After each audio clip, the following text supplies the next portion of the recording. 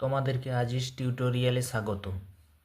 আজকে আমরা খুবই একটি গুরুত্বপূর্ণ বিষয় দর্শন বা ফিলোসফি ক্লাস 11 ও 12-এর সবথেকে গুরুত্বপূর্ণ বিষয় বাক্য থেকে বচন গঠন, যুক্তিবিজ্ঞানের এক গুরুত্বপূর্ণ অংশ বাক্য থেকে বচন গঠন, যেটি প্রায় যুক্তিবিজ্ঞানের ভিত্তি বলতে পারি। বাক্য থেকে বচন গঠনের অনেকেই অসুবিধার সম্মুখীন হয়। আশা করি ভিডিওটি দেখলে আর বাক্য থেকে বচন গঠনে কোনো অসুবিধা থাকবে না। প্রথমে আমরা বাক্য কাকে বলে দেখে নেব। বাক্য ভাষার মাধ্যমে প্রকাশিত চিন্তাকেই বাক্য বলে। যখন আমরা ভাষার মাধ্যমে কোনো কিছুকে প্রকাশ করি বা আমাদের চিন্তা বা আমাদের অনুভূতি প্রকাশ করি, তখনই সেটাকে বাক্য বলবো।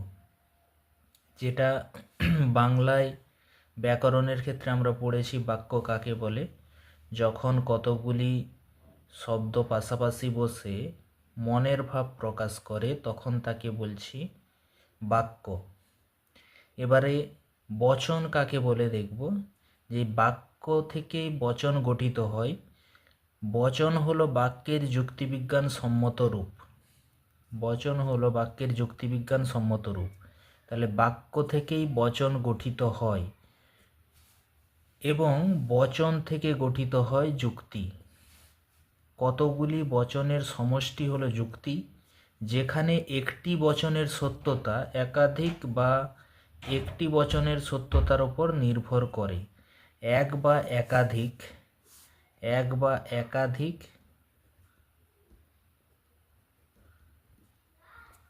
বচনের সত্যতার উপর নির্ভর করে তাকে যুক্তি। তাহলে যুক্তি কাকে বলে বা যুক্তির যে বিভাগগুলি বা যুক্তির উদাহরণ সেগুলো আমরা পরে যাব। এখন আমরা কেবলমাত্র বচন কিভাবে গঠিত হবে বাক্য থেকে সেটি আলোচনা করব। তাহলে আমরা দেখলাম বাক্য থেকে বচন গঠিত হয়, বচন থেকে যুক্তি। এবারে বাক্যের দেখব দুটো অংশ, উদ্দেশ্য এবং বিধেয়, যা আমরা বাংলা ব্যাকরণের ক্ষেত্রে পড়েছি। বাক্যের দুটো অংশ, এক হচ্ছে উদ্দেশ্য, বিধেয়। এবারে উদ্দেশ্য কাকে বলে। উদ্দেশ্য বলতে বাক্যের কর্তাকে বোঝায়, অর্থাৎ বাক্যে যার সম্পর্কে কিছু বলা হয় তাকেই বাক্যের উদ্দেশ্য বলি। এবং বিধেয় হলো উদ্দেশ্যের সম্পর্কে যা বলা হবে তাকে বিধেয় বলি। একটা উদাহরণ দেখে আমরা এটার ধারণাটি পরিষ্কার হবে। মানুষ মরণশীল, এটি একটি বাক্য। মানুষ মরণশীলের মধ্যে এখানের উদ্দেশ্য হচ্ছে মানুষ, কারণ মানুষের সম্পর্কে বলা হচ্ছে, মানুষ হলো কর্তা। আর মানুষের সম্পর্কে কি বলা হচ্ছে, মরণশীল। তাহলে মরণশীল হচ্ছে বিধেয়, কারণ মানুষ সম্পর্কে যা বলা হচ্ছে সেটা বিধেয়, আর কার সম্পর্কে বলা হচ্ছে, মানুষ, সেটা হচ্ছে উদ্দেশ্য। এবারে বাক্যটি যখন বচনে পরিণত হলো, বচনের কটি অংশ হয়ে গেল, উদ্দেশ্য, বিধেয়, তার সঙ্গে দুটো যোগ হবে সংযোজক পরিমাণক। সংযোজক পরিমাণক, সংযোজক কি, সংযোজক মানে যুক্ত করে, অর্থাৎ উদ্দেশ্য বিধেয়কে যুক্ত করে যে শব্দ সেটা হচ্ছে সংযোজক। এটা যখন বাক্যটি যখন বচনে পরিণত করলাম, দেখলাম সকল মানুষ হয় মরণশীল, এটি বচনে পরিণত হলো। এই বচনের তখনই চারটি অংশ হয়ে গেল। এখানে মানুষ উদ্দেশ্য, মরণশীল বিধেয় রয়ে গেল, এবং হয় হলো সংযোজক, কারণ উদ্দেশ্য আর বিধেয়কে যুক্ত করেছে সংযোজক। সংযোজক কাকে বলে, উদ্দেশ্য এবং বিধেয়কে যুক্তকারী শব্দ হলো সংযোজক, যেটা হয়। এবং পরিমাণক, পরিমাণক কি, যে বাক্যের যে অংশটির দ্বারা পরিমাণ নির্দেশ করা হয়। পরিমাণ মানে বাক্যটিতে কত পরিমাণ বলা হয়েছে, অর্থাৎ সকল সম্পর্কে বলা হয়েছে বা সবার সম্পর্কে বলা হয়েছে, না কিছু অংশ সম্পর্কে বলা হচ্ছে। তাহলে পরিমাণ আমরা দেখব। পরিমাণ দুই প্রকার, পরিমাণ সামান্য আর বিশেষ হয়। আর সংযোজক দু প্রকার হতে পারে, এটা সদর্থক আর নঅর্থক হতে পারে। সংযোজক দু প্রকার হতে পারে, একটা হচ্ছে সদর্থক আর একটি হচ্ছে নঙর্থক। সদর্থক কাকে বলবো? সদর্থক অর্থাৎ হয়, মানে হ্যাঁ বাচক থাকলে সদর্থক, অর্থাৎ স্বীকার যদি করে, উদ্দেশ্য সম্পর্কে কোনো কিছু স্বীকার করা হয় তাহলে সেটা সদর্থক, গুণ হবে সদর্থক। আর নঙর্থক কি? যদি অস্বীকার করা হয় তাহলে নঙর্থক। তাহলে এই সংযোজক কিসের উপর নির্ভর করে? সংযোজক হচ্ছে বচনের গুণ, অর্থাৎ গুণ আবার দু প্রকার, নঙর্থক সদর্থক। পরিমাণ, পরিমাণকে আবার দুটো ভাগে ভাগ করতে পারি। পরিমাণ হচ্ছে একটা হচ্ছে সামান্য আর দ্বিতীয় হচ্ছে বিশেষ। অর্থাৎ সামান্য হলো সমস্ত সম্পর্কে বলা হবে। পরিমাণক হচ্ছে যে বাক্যে বচনের যে অংশটি দ্বারা পরিমাণ নির্দেশ করা হয় তাকে পরিমাণক বলছি। পরিমাণক সামান্য আর বিশেষ দুই ভাগে ভাগ করা হয়। সামান্য মানে সমস্ত বা সবার সম্পর্কে বলবে বা সবার সম্পর্কে বোঝাবে, তাহলে সেটা হচ্ছে সামান্য। যেমন এখানে সকল, সকল কি বোঝাচ্ছে? যে সবার সম্পর্কেই বোঝাচ্ছে, যে সকল মানে সমস্ত বোঝাচ্ছে, তাহলে সেটা সামান্য। আর কিছু অংশ সম্পর্কে যদি বোঝায় তাহলে হবে সেটা বিশেষ। কিছু অংশ সম্পর্কে বোঝালে বিশেষ। যদি এখানে সকল না থাকে, পরিমাণ থাকতো কোনো কোনো, তাহলে কিছু অংশ বোঝাতো, তাহলে বিশেষ। এখানে দেখব বচন আবার দুই ভাগে ভাগ করা হয়, সাপেক্ষ বচন আর নিরপেক্ষ বচন। সাপেক্ষ বচন আর নিরপেক্ষ বচন কাকে বলে সেটা দেখে নেব। নিরপেক্ষ বচন যে বচনের বিধেয় পদটি উদ্দেশ্য পদের সম্পর্কে বিনা শর্তে কোনো কিছু স্বীকার বা অস্বীকার করে, তখন তাকে নিরপেক্ষ বচন বলে। মানে কোনো শর্ত থাকবে না। যেমন একটা উদাহরণ দিয়েছি এ বচনের, এ বচন আবার কি, এটা পরবর্তীকালে আলোচনা করছি। সকল মানুষ হয় মরণশীল জীব। এখানে দেখো উদ্দেশ্য হচ্ছে মানুষ, বিধেয় মরণশীল জীব। তাহলে বিধেয় পদটি উদ্দেশ্যের সম্পর্কে স্বীকার করেছে, হয় আছে মানে স্বীকার, যদি নয় থাকতো অস্বীকার, তাহলে স্বীকার করেছে বিনা শর্তে, কোনো এতে শর্ত নেই, বিনা শর্তে উদ্দেশ্য পদের সম্পর্কে বিধেয় পদটি স্বীকার করা হয়েছে। কিন্তু যদি এদের মধ্যে কোনো শর্ত থাকতো তাহলে হতো সাপেক্ষ বচন। যে বচনের বিধেয় পদটি উদ্দেশ্য পদের শর্তের ওপর নির্ভরশীল, যদি শর্ত থাকতো, যেমন একটা উদাহরণ দিলে বোঝা যাবে, যদি মেঘ করে তবে বৃষ্টি হবে। এখানে উদ্দেশ্য হচ্ছে মেঘ করে আর বৃষ্টি হবে, এটা হচ্ছে বিধেয়। তাহলে বিধেয় পদটি উদ্দেশ্য পদের সম্পর্কে স্বীকার করেছে যে যদি মেঘ করে তাহলে বৃষ্টি হবে, মেঘ যদি না হয় তাহলে বৃষ্টি হবে না। তাহলে এখানে মেঘ করার শর্তের ওপর বৃষ্টি হওয়া নির্ভরশীল, তাহলে এখানে শর্ত রয়েছে, তাই এটি সাপেক্ষ বচন। এখন আমাদের আলোচ্য বিষয় হচ্ছে এই যে নিরপেক্ষ বচন, এই নিরপেক্ষ বচন কিভাবে গঠন করব বাক্য থেকে। নিরপেক্ষ বচন গুণ ও পরিমাণ অনুসারে, গুণ ও পরিমাণ অনুসারে চার প্রকার হতে পারে: এ বচন, ই বচন, আই বচন, ও বচন। গুণ ও পরিমাণ অনুসারে, এবার এই যে গুণ ও পরিমাণের বিভাগ, এগুলো পরবর্তী ভিডিওতে আলোচনা করব। গুণ ও পরিমাণ অনুসারে এ বচন, যেটাকে বলা হয় সামান্য সদর্থক। ই বচন, এটা হবে সামান্য নঙর্থক। আই বচন, এটা হবে বিশেষ সদর্থক। আর ও বচন বিশেষ নঙর্থক। এই চার প্রকার বচন রয়েছে। তাহলে এটা গুণের দিক থেকে সদর্থক, পরিমাণের দিক থেকে সামান্য এ বচন, পরিমাণের দিক থেকে সামান্য আর গুণের দিক থেকে নঙর্থক ই বচন। আই বচন পরিমাণের দিক থেকে বিশেষ, গুণের দিক থেকে সদর্থক।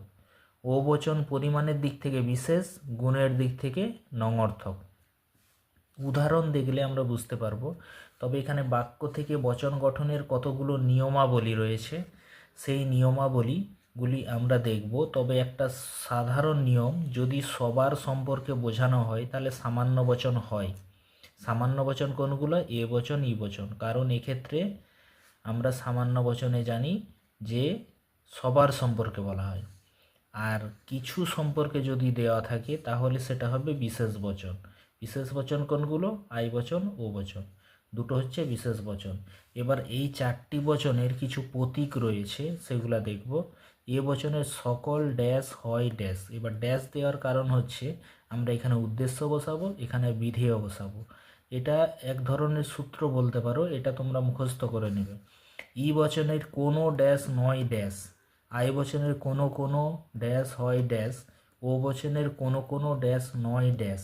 এখানে দেখো এই দুটো সামান্য বচন বলেছিলাম, এখানে দেখো প্রথমেই যে পরিমাণে সবার সম্পর্কে বলা হচ্ছে, সকল কোনো, কোনো নয় মানে কোনো কেউ নয়, মানে বোঝাচ্ছে সবার সম্পর্কেই বোঝাচ্ছে, এই জন্য এটাও সামান্য বচন। আর আই ও বচন বিশেষ বচন কেন? এখানে পরিমাণ দেখো, কোনো কোনো কোনো কোনো, মানে কি কিছু সম্পর্কে বোঝাচ্ছে, তাই এটা কোনো কোনো। এবং গুণের দিক থেকে বলেছিলাম এ বচন এবং আই বচন সদর্থক। এখানে দেখো সদর্থক, আর এটাও সদর্থক। তাহলে আই বচনের দেখো হয়, সংযোজক দিয়ে আমরা গুণ নির্ধারণ করি, হয়, এখানেও হয়, তাহলে এই দুটো বচন হচ্ছে সদর্থক। আর নঙর্থক দেখো নয়, এখানেও নয়, তাহলে ই আর ও হচ্ছে নঙর্থক, আর এ আর আই হচ্ছে সদর্থক। তাহলে এক্ষেত্রে কোনো অসুবিধা থাকার কথা নয়। এবারে বাক্য থেকে বচন গঠনের যে সমস্ত নিয়মগুলি রয়েছে সেই নিয়মগুলি আমরা দেখে নেব পরপর করে। এখানে পরপর কিছু নিয়মাবলী দেওয়া আছে, বাক্য থেকে বচন গঠন করা নিয়মাবলী। তোমরা দরকার হয় স্ক্রিনশট নিয়ে নিতে পারো। হ্যাঁ, নিয়ে তোমরা এই বাক্য থেকে বচন গঠন করা নিয়মগুলি একটু পড়ে নেবে। আর যদি এটার পিডিএফ পেতে চাও অবশ্যই কমেন্ট করে জানাবে। এবারে এখানে আমরা দুটো উদাহরণ নিয়েছি, সেই উদাহরণ থেকে বাক্য থেকে বচন গঠন করব, দেখব। এখানে আছে বাক্যটি দার্শনিকরা জ্ঞানী। দার্শনিকরা জ্ঞানী, এরকম বাক্য দেওয়া থাকবে, তোমাদেরকে এরকম বচন করতে হবে, বচনে রূপান্তর করতে হবে। দার্শনিকরা জ্ঞানী, এখানে উদ্দেশ্য দার্শনিক, তাহলে আমরা দেখব যে দার্শনিকদের সবার সম্পর্কে বোঝানো হচ্ছে না দার্শনিকের কিছু অংশ সম্পর্কে বোঝানো হচ্ছে।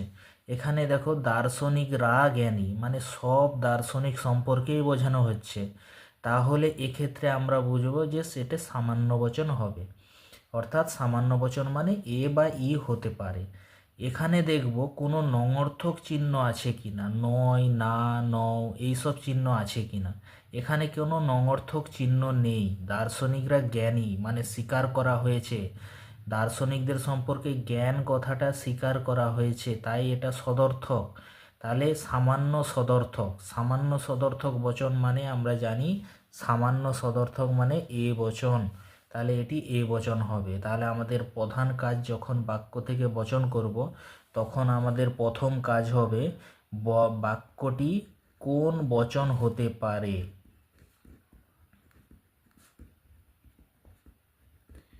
হবে ঠিক করা। এটা হচ্ছে আমাদের ফার্স্ট কাজ। দ্বিতীয় কাজ হচ্ছে এ বচনের যে এই যে সূত্রের মতো লিখিয়েছিলাম এই সূত্রগুলো আমরা মুখস্থ করে নেব। সকল হয়, এই দুটো প্রত্যেক ক্ষেত্রেই অপরিবর্তিত থাকবে। এগুলো পরিমাণ আর সংযোজক বচনের অপরিবর্তিত থাকবে, এটা মাথায় ভালো করে রেখে দাও। তাহলে এ বচনের কি আছে? সকল হয়, তাহলে সকল হয় আমি বসিয়ে নিয়েছি। তবে এই ড্যাশ দেওয়ার দরকার নেই, এটা তোমাদের প্রথম প্রথম বাক্য থেকে বচন করতে এটা সুবিধার জন্য আমি ড্যাশ দিয়ে রেখেছি, তোমরা ড্যাশ দেবে না। যখন তোমাদের প্র্যাকটিস হয়ে যাবে তখন আর দেওয়ার দরকার নেই। তাহলে এখানের প্রথমে কি হয়? প্রথম ড্যাশে উদ্দেশ্য হয় আমরা জানি, দ্বিতীয় ড্যাশে হয় বিধেয়, তাহলে এখানে উদ্দেশ্য হবে, এখানে বিধেয় হবে। তাহলে উদ্দেশ্য, এর মধ্যে উদ্দেশ্য কি? উদ্দেশ্য খোঁজা আছে, যার সম্পর্কে বলা হবে সেটা উদ্দেশ্য। এখানে দার্শনিকদের সম্পর্কে বলা হচ্ছে, তাহলে এখানে বসে যাবে দার্শনিক,